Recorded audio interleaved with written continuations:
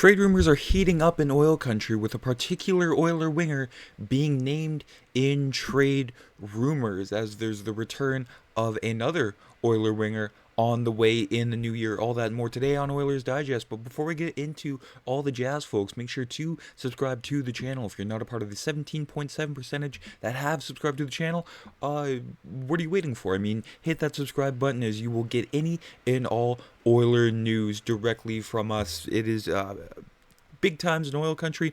Came off the 7-3 win against the Vancouver Canucks, but we do have some more news. Something about orange and blue. Yes, there was a report from Bob Stauffer of the Oilers Radio Network regarding potential Oiler trades from the desk of Stan Bowman. He had this to say. He said, I think it's inevitable the order of making a potential trade is trading for a red-handed shooting defenseman, but I think that's coming. I think we all know that's coming. We've seen that coming since the start of the year. That was the worst-kept rumor from the Oilers management. I think it'll be picks for the most part that get used. One wild card is one, if Evander Kane returns. Does he push a guy out of the left side out of the mix? Of course, Jeff Skinner signed to a one-year deal, $3 million. Janmark at 3 years at 1.45. Janmark is what he is. He's not the bottom. He is the bottom six forward. I don't think we'll see Matthias Janmark moved, but we'll see whether or not Jeff Skinner starts to evolve a bit more here in Edmonton over time. And just adding on to that, Stauffer explains the Oilers need to eventually make very tough decisions in order to make room for Evander Kane. He's yet to play the season, being placed on the team's LTIR after undergoing surgeries to repair two hernias, two torn abdominal muscles in both abductors on September 20th. While fans imagine it would take quite a bit of time to see Kane suit up in Edmonton, of course, there's a timeline that ranged all the way from, February into March and maybe even to the start of the Stanley Cup playoffs. But it looks like he'll be back sooner than expected, which means the Oilers need to make room on their salary cap to get him back in the lineup. Stauffer believes it could lead to a Jeff Skinner trade, especially if general manager Stan Bowman keeps shopping for defensemen to add to his roster.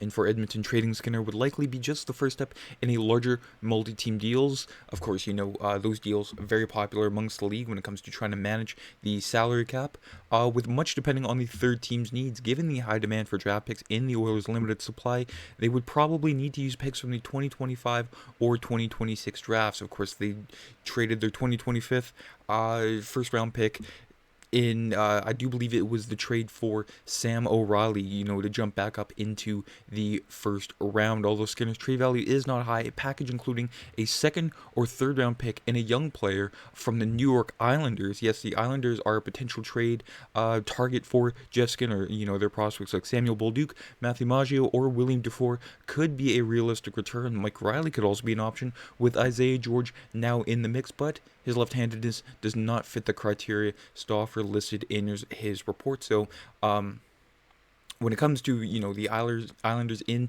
Jeff Skinner, the main obstacle is the Islanders, with his no movement clause, Jeff Skinner's no movement clause, which does keep him in Edmonton unless he chooses to waive it.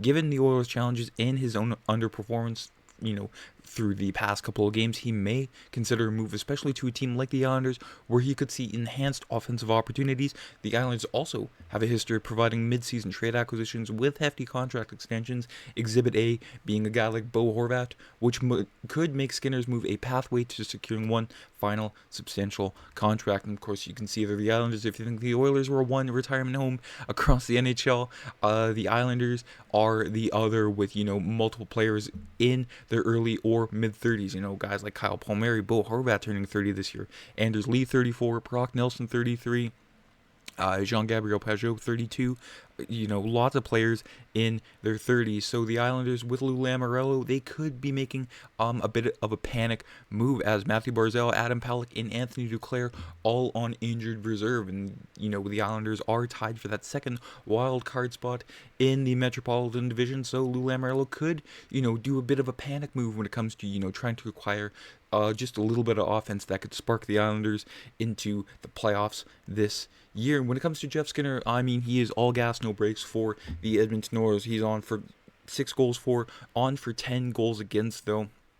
I mean, his expected goals for, on the ice, a little bit above his goals for, but with Jeff Skinner, you are not expecting anything defensively when it comes to, his, play style. He's always been one-dimensional. I mean, he's been good at, being one-dimensional, and that's exactly why the Oilers acquired him, for his finishing ability, when that is something that plagued them throughout the Stanley Cup final last year against Sergei Bobrovsky. So for the Oilers in Jeff Skinner, I mean, you haven't tried him out on the power play yet. I mean, you can't throw him in trade rumors when you haven't, fully used him to your advantage. And, there's a high risk, high reward, trading a guy like Jeff Skinner. And then Evander Kane comes back and he lays an egg. Sure, he came back from that surgery, but he might not be, the player, or even, a shell of the player that we have been known to be seeing from Evander Kane, especially in the 2022 playoffs, and then when he came back from his wrist injury, hasn't been, the same player since, and,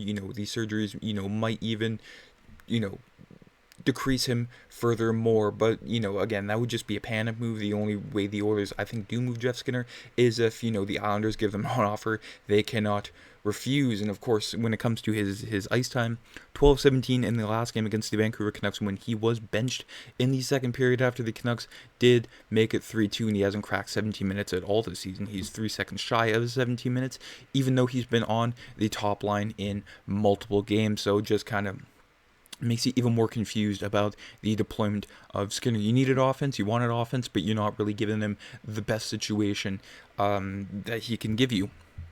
And with the Oilers, their current cap space just a little over $1.3 million, and they would have over $5 million at the deadline. But on their shopping list, they need a defenseman, and they also need to clear cap space for Evander Kane. So it's more so a problem for Stan Bowman here, and trying to manage his way out of this one, and that might include throwing picks into trades. Of course, they do have their first rounder for the next 2 years, but for 2025.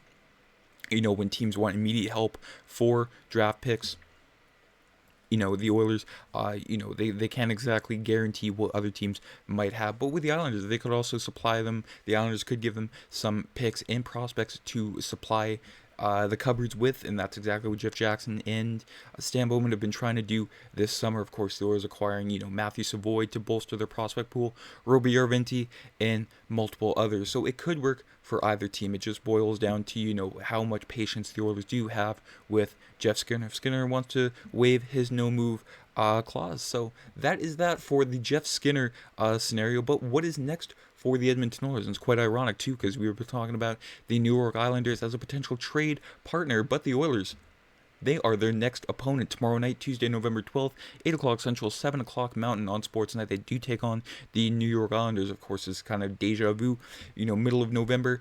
This was Kris Knoblauch's first game behind the Oilers bench against the New York Islanders at home in November. So, again, deja vu. We've seen this story before. Hopefully it ends up in another win. But Kris Knoblauch, he didn't feel like the game against Vancouver was their best. Of course, tonight we were able to execute around the net, score some goals, maybe some they wanted back. It feels good, but I don't know if it was our best. That's kind of scary if that wasn't the Oilers' best. I mean, 7 goals, all on a goaltender who has been fantastic all season long, hasn't lost in regulation, and that's not Edmonton's best. Ooh, that is tough news for the rest of the league. Of course, Kris Knoblauch has seen when the Oilers are at their best, throughout, the 16-game win streak last season into the Stanley Cup final and playoffs. So that is good news if you're an Oilers fan. If the coach still thinks that, even after an onslaught like that against a really good team in the league, that is not their best. But that's very exciting to hear. And even Connor Brown agreed with that. He says, I think we're getting more and more inflated, more and more back to ourselves. There's a lot of belief in that room. We're just going to continue to get better and better. And even the Oilers, they're trying to, balance that between, keeping it serious one game at a time while also letting loose. As today, the Oilers kids were out on the ice. If you're thinking on the ice right now, hey, when did Kyler Yamamoto become left-handed? Nope, that is Griffin Perry, Corey Perry's son. So, of course, everyone having fun on the ice today, and that's exactly what you need at a time like this, coming back home after that big win in Vancouver and just taking it easy one game at a time. And that's really all you need to do at this point. Looking ahead into the future doesn't really do you a whole lot of good when you can just focus on the now. And we will focus on tomorrow's game against the New York Islanders tomorrow in our game preview. Make sure to subscribe if you haven't to catch that tomorrow.